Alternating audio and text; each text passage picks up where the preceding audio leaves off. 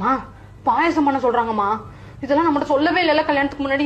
எவ்வளவு ஸ்பூன்மா பால் ஊத்தணும்? டம்ளரா? எந்த டம்ளர்மா? சின்ன டம்ளரா பெரிய டம்ளராமா? வீட்டுக்கே வந்துட்டோமா, எல்லாம் எனக்கு தெரியவே தெரியாது.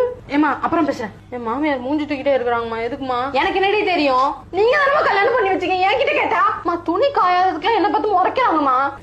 குழம்புல கொஞ்சோண்டு உப்பு கூடிட்டுமா. என்ன பண்ணட்டும்? தண்ணியா? மத்தப்படியா?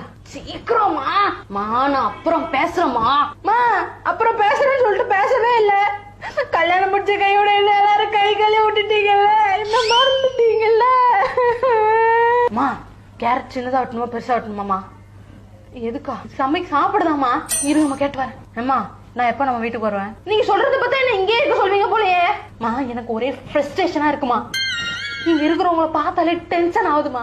சின்ன வயசுல நீங்க என்ன சொன்னீங்க? தெரியாத ஆட்களோட பேசக்கூடாது, தெரியாத ஆட்கள் எது கூட்டாலும் வாங்கி சாப்பிடக்கூடாதுன்னு சொன்னீங்கல்ல. இங்க இருக்கிற யாரையுமே எனக்கு